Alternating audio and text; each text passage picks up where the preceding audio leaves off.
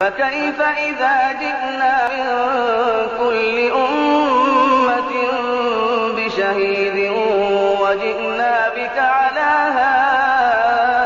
هؤلاء شهيدا يومئذ يود الذين كفروا وعصوا الرسول لو تسوى بهم الأرض ولا يكتمون الله حديثا.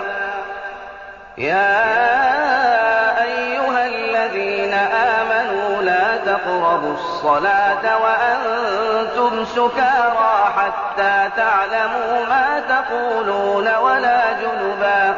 ولا جنبا إلا عابري سبيل حتى تغتسلوا وإن كنتم مرضى أو على سفر أو جاء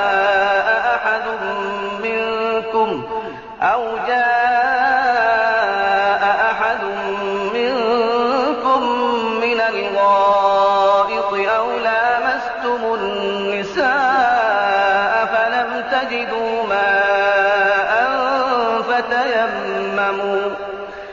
فتيمموا صعيدا طيبا فامسحوا بوجوهكم وأيديكم إن الله كان عفوا غفورا.